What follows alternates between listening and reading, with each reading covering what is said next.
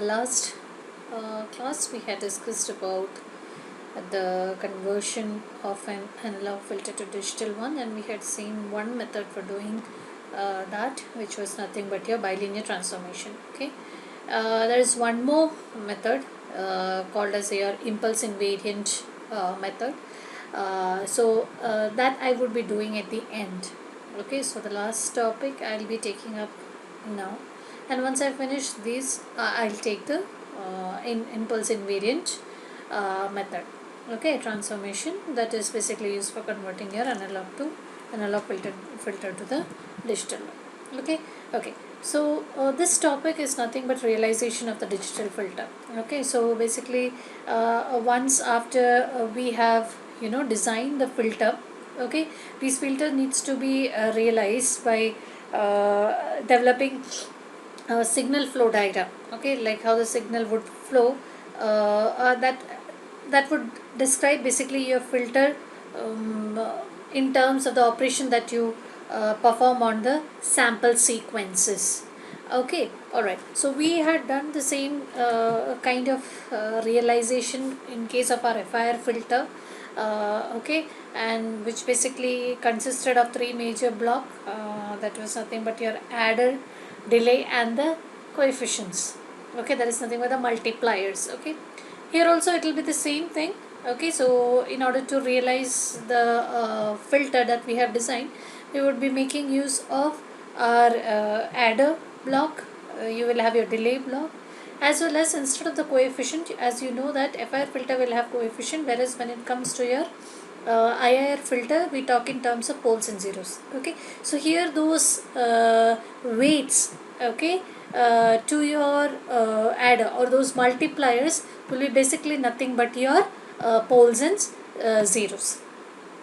Okay, alright, so basically we have four different kind of realization, that is a single transfer function can be realized in different ways. Okay, so four different are namely nothing but direct form realization 1, direct form realization 2, cascade realization, and parallel realization. So we would see the first two kind of realization today, that is direct from realization 1 and direct from realization 2, and then we would go to the other left two. Okay, alright, now if you have to write a transfer function, okay, h of z, okay, this is what is the digital transfer function that we have obtained, correct? H of z, analog was h of s. Okay, so h of z can be written as y of z by x of. We are doing all this to obtain the difference equation from where we can realize our filter. Okay, so y of z by x of z, we write it in terms of our poles and zeros. Okay, so poles and zeros here would be those frequency values for which the numerator and denominator would result into a zero value respectively. Okay, so this bk that all you see, so the above one is basically nothing but representing the zero, and the lower one is nothing but representing your poles. Okay, so in this ak and bk are your real coefficient. So what do? We cross multiply this yz with this particular denominator, xz with the numerator, and taking the inverse z transform, we would end on the both the side, that is on the LHS and RHS, we end up getting this particular equation that you have. You can see y of n equal to this, taken this to the right hand side, we have this, wherein ak and bk are the coefficients. Okay, so now this is what we are going to realize. Okay, so the structure is a little different when it comes to the different type of realization. So what is that structure? You have to keep in mind if they ask you to realize that in direct form 1 or direct form 2. Okay, now they say one property of this direct form filter is that if you are realizing your filter in direct from form 1, in that case the number of delay element will be m plus n. Okay, your m plus n, we would see what is that m plus n. See m, you can see m here, n here. Okay, so m corresponds to your number of zeros, and n corresponds to number of pole. So this n plus n value would correspond to number of delay, that is nothing but z inverse block. Okay, which is also the storage block. Okay, this will have. Okay, whereas when it comes to the direct from realization 2, In that case, this total number of delay blocks will be reduced. We will see that. Okay, so they are telling, see this equation, the output is nothing but y of n. This is the weighted sum of x of n. Okay, this is the weighted sum is nothing but you have the coefficient being multiplied, right? Here coefficients are nothing but your ak and bk are nothing but the poles and the zeros. Okay, weighted sum of x of n at the present, that is nothing but, see, x of n starts from 0. X of n is the input, y of n is the output here. So x of n, k starts from 0, so the first value will be here 0. So it is the output y of n is nothing but the weighted sum, a and k, weighted sum of input x of n, and x of n is nothing but the present input. Okay, and the past inputs would be k starting from 1 to m.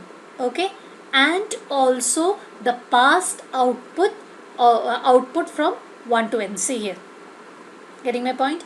So this y of n, that is nothing but the present output is the weighted sum of, weighted in the sense you are multiplying the poles. Okay, these acts like the coefficients here. Okay, of the present input, that is x of n, when you substitute 0 because k starts from 0. Okay, present input x of n, past inputs, that is x of n minus 1, n minus 2, n minus 3 and all. Okay, till m, and also the past output, that is y of n minus 1, n minus 2 and so on. Clear? Okay, now how are you representing this? See, you have your, see, this is the way you need to represent this. You have to be very careful. This we are representing exactly as the equation here. So you can see this poles. Okay, so we are separating all pole system.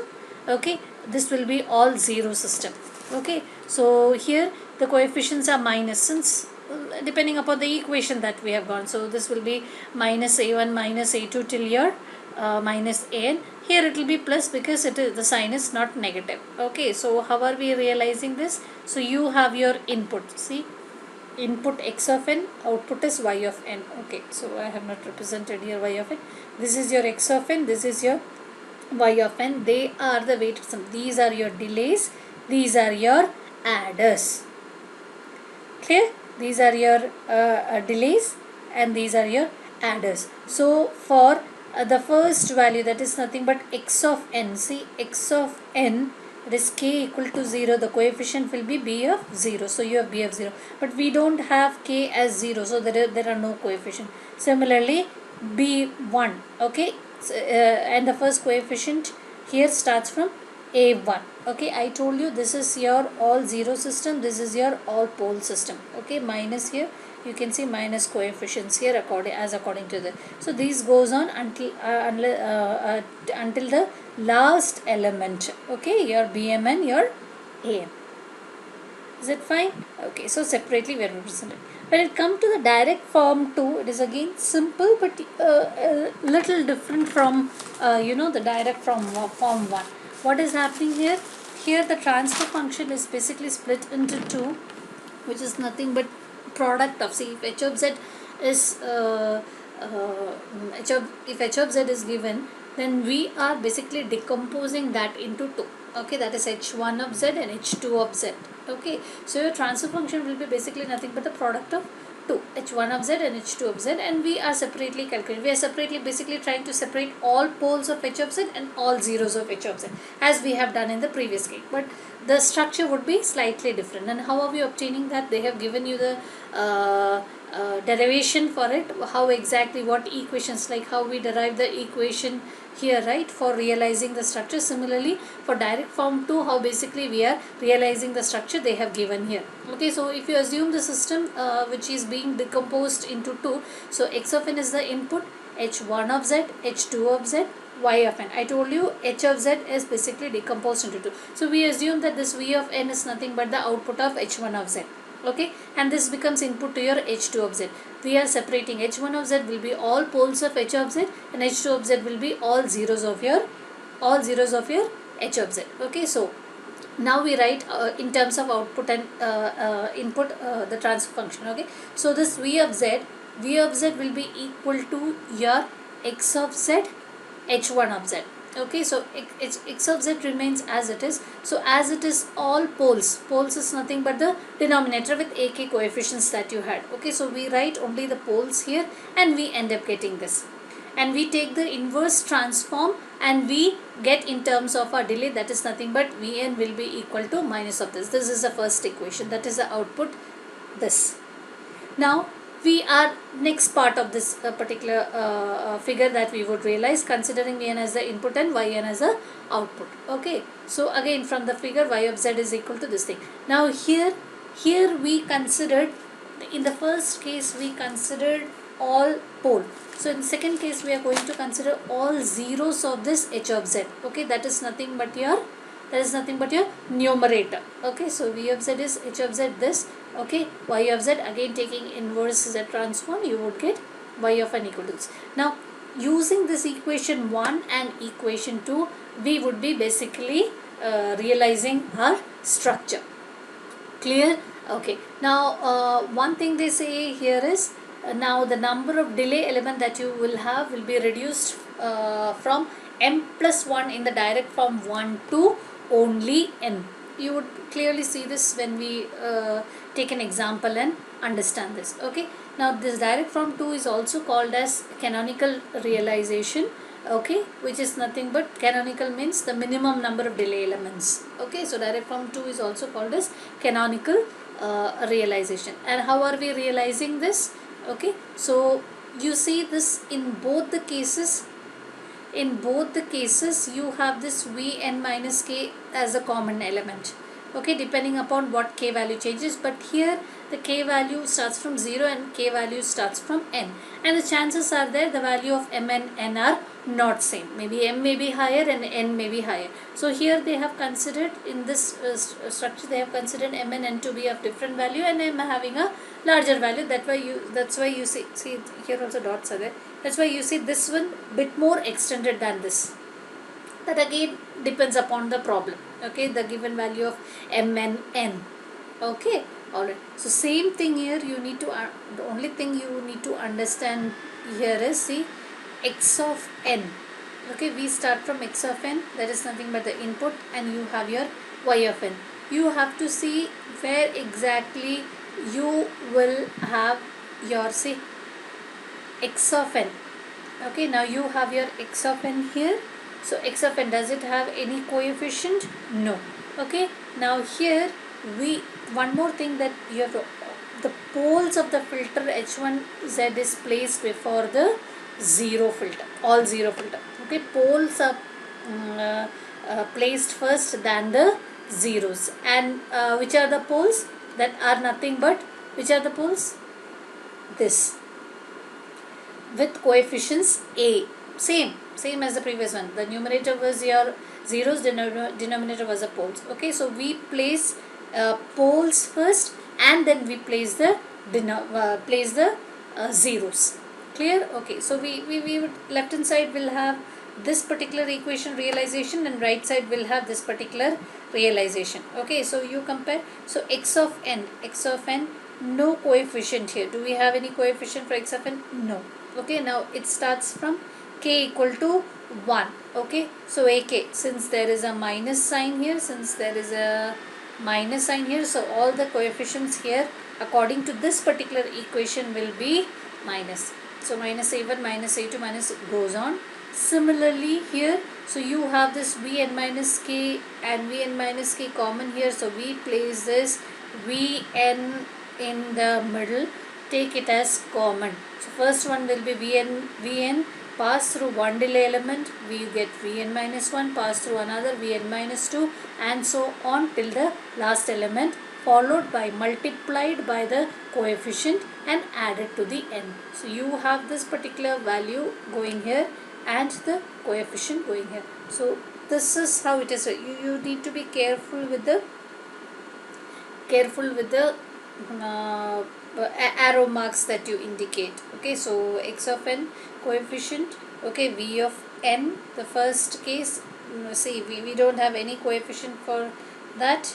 Okay, here it starts from 1, that is Vn minus 1, that is the first delay, added, you have this. Okay, this at the end along with the second equation added sum goes to the output y of n. Clear? Fine. Okay.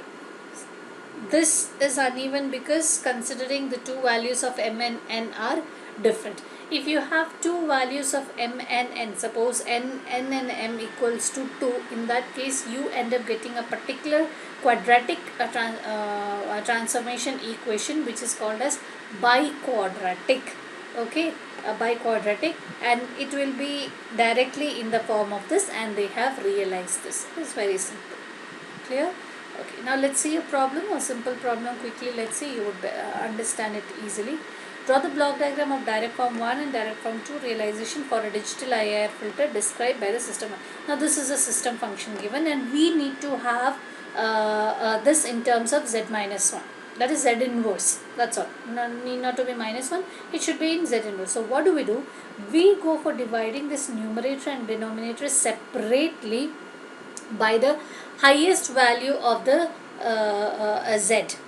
Okay, highest value of the z. That is, here if you consider out of all this, z cube is the highest one. So we divide the numerator and denominator by z cube and solve it, and we end up getting a transfer function as this. Now we know the above one would be representing zeros, that is the coefficients of b, and the below one would be representing the coefficients of poles, that is nothing but a.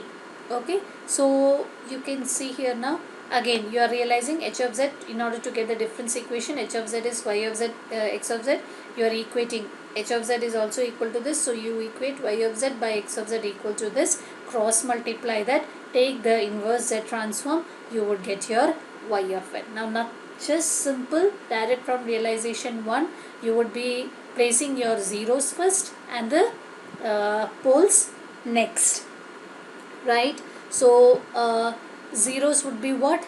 Zeros would be this, correct?